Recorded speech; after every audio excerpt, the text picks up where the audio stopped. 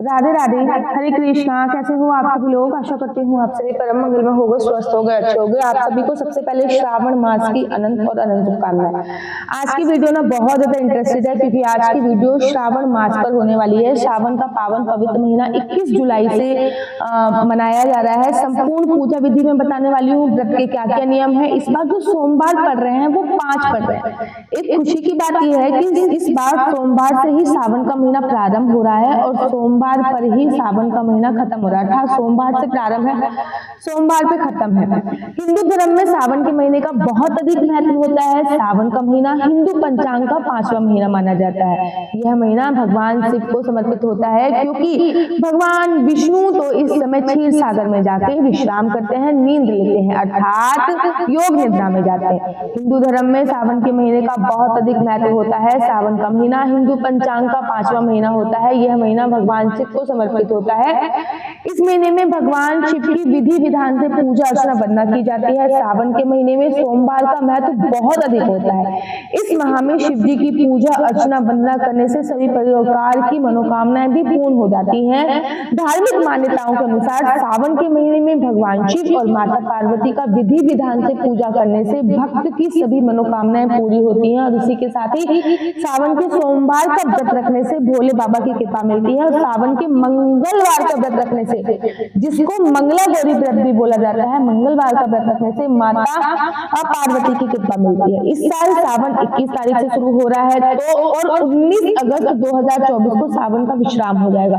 श्रावण मास का महत्व, शास्त्रों में भी श्रावण मास के महत्व का जिक्र किया गया है। कहा जाता है कि सावन के महीने में भगवान शिव जल्दी प्रसन्न हो जाते हैं, उसके साथ ही सोमवार के व्रत का फल भी आपको शीघ्र मिलता है। श्रावण मास में भगवान शंकर की पूजा अर्चना वंदना करने से विवाह में जितनी भी प्रॉब्लम आपकी आ रही है, विवाह में जितनी भी अड़चनें आ रही है, वो सभी दूर हो जाती है। देखिए श्रावण के महीने में आपको पूजा कैसे करनी है, ये पूजा आपको श्रावण के महीने में भी करनी है और श्रावण के सोमवार में भी यही पूजा विधि आपको लागू करनी है। हाँ, मंगला गौरी व्रत में थोड़ी सी पूजा डिफरेंट हो जाएगी। तो श्रावण के महीने की पूजा विधि भी मैं आपको बताती हूँ। सुबह सुबह आपको जल्दी उठना है, स्नान इत्यादि करना है। श्रावण के महीने में अगर हम गंगा जल डाल के नहाते हैं ना, बहुत ज्यादा अनंत फलों की प्राप्ति होती है। तो सुबह उठ जाइए, स्नान इत्यादि से निर्मित हो जाइए, गंगा जल डाल के स्नान कीजिए।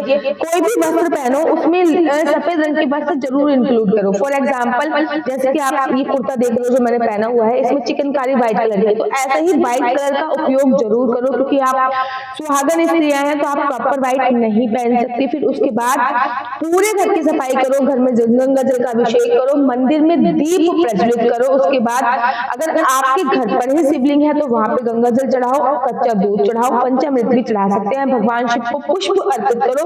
भगवान शिव को केवड़े का पुष्प अर्पित नहीं किया जाता है, भगवान शिव को बेलपत्र समर्पित करो, भगवान शिव की आरती करो, भगवान शिव को भोग लगाओ, ठीक है ना।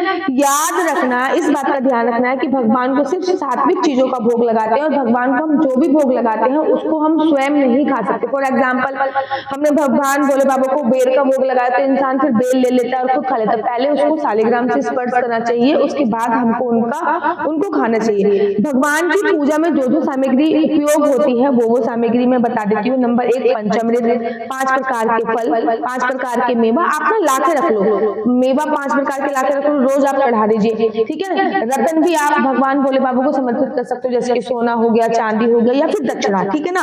पूजा के बर्तन, कुशा आपको चाहिए होती है, जो कि कुशा का आसन बहुत सर्वोत्तम होता है। इस सावन के महीने में ना मैं कुशा के आसन में बैठ के पूजा अर्चना वंदना कर रही हूँ, आप भी उस आसन पे कीजिए। एक बात याद रखिए, घर के हर मेंबर का आसन अलग अलग होना चाहिए। दही, दूध, शुद्ध देसी घी, शहद, गंगा जल, पंचामृत, 5 प्रकार के फलों का रस मिला के, इत्र मिला के और गंध रोली मिलाकर और जनेयू, पंचामृत, बेलपत्र, धतूरा, भांग, बेर, आम, मंजरी, जो कि बाले, तुलसी दल, ये भी एक सत्य बात है कि तुलसी दल भी भगवान पे चढ़ता डलता है गाय का कच्चा दूध और धूप, दीप, रुई, ये सारी सामग्री आपको चाहिए होती है। हाँ, एक बात का ध्यान रखिए कि माता पार्वती का श्रृंगार का सामान भी समर्पित किया जाता है। ऐसी मान्यता है कि श्रावण में मांस मदिरा का सेवन बिल्कुल भी नहीं करना चाहिए। इस महीने में वाद विवाद से बचना चाहिए। श्रावण के महीने में लहसुन और प्याज का सेवन नहीं करना चाहिए। इसके अलावा मसूर की दाल, मूली, बैगन, हरी पत्तेदार सब्जियां शास्त्रों में बासी खाना और जले हुए खाने को तामसिक भोजन की श्रेणी में रखा हुआ है, उनका सेवन भी शास्त्रों में नहीं करना चाहिए। शास्त्रों के अनुसार सोमवार का व्रत बीच में नहीं छोड़ना चाहिए। अगर आपने एक बार व्रत उठा लिया तो आपको पूरा ही व्रत करना है, अगर नहीं तो आप व्रत उठाइए मत, ठीक है ना। ठीक इसी प्रकार से अगर आप सोमवार का व्रत नहीं कर पा रहे हैं तो आप मंगलवार का व्रत भी, माँ मंगला गौरी का व्रत भी कर सकते हैं। लेकिन अगर एक बार व्रत उठा लिया तो व्रत को बीच में नहीं छोड़ना चाहिए। अगर व्रत बीच में रखने में असमर्थ है तो आप शुरू से ही व्रत को मत उठाइए और भोले बाबा से माफी मांग लीजिए। सबसे पहले मैं आपको बता देती हूँ कि सावन के सोमवार किस किस तारीख को है। सावन का पहला सोमवार 22 जुलाई 2024 को है। सावन का दूसरा सोमवार 29 जुलाई 2024 को है। सावन का तीसरा सोमवार 5 अगस्त को है। सावन का चौथा सोमवार 12 अगस्त को है। सावन का पांचवा सोमवार 19 अगस्त को भी है। शिवलिंग की विशेष पूजा अर्चना वंदना करी जाती है। सावन ही नहीं बल्कि आम दिनों में भी शिवलिंग की विशेष पूजा अर्चना वंदना करनी चाहिए। शिवलिंग की पूजा करने से पहले व्यक्ति को हमेशा मन और तन से पवित्र होना चाहिए। भगवान शिव को गंगा जल बहुत ज्यादा प्रिय होता है। ऐसे में शिवलिंग पर इसे चढ़ाने से भगवान का आशीर्वाद आपको प्राप्त होता है। इस दौरान गंगा जल को तांबे के लोटे में भरकर उसमें जल लहरी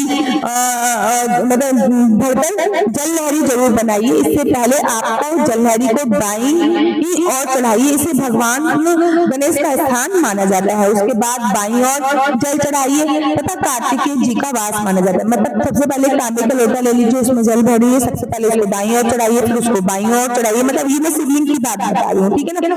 उसके बाद आप शिवलिंग के बीच में जल चढ़ा सकते हैं। इस दौरान खड़े होकर जल नहीं चढ़ाना चाहिए, हमेशा बैठकर ही जलाना चाहिए। फिर शिवलिंग पर आपको चंदन लगाना है। उसके बाद बेलपत्र, फूल, माला आदि समर्पित करना। पूजा के समय ध्यान रखें शिवलिंग की जलहरी के पास किसी भी तरह की कोई पूजा सामग्री ना हो।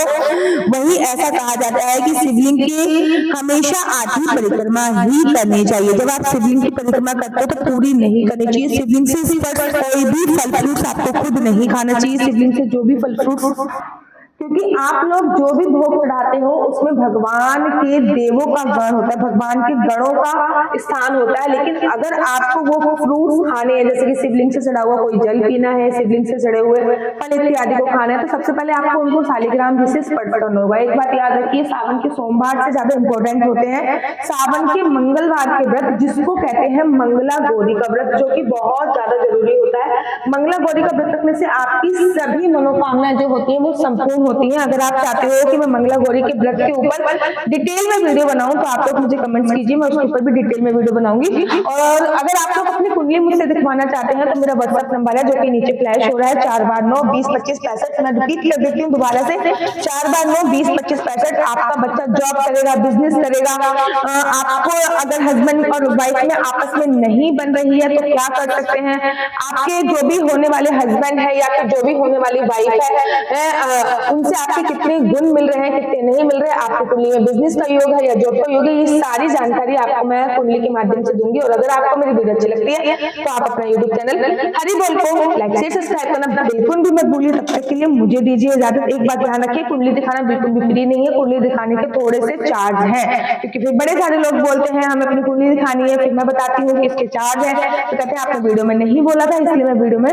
साफ बोल रही हूँ कि कुंडली दिखाने के चार्ज है, कुंडली दिखाना फ्री नहीं है। और अगर आपको वीडियो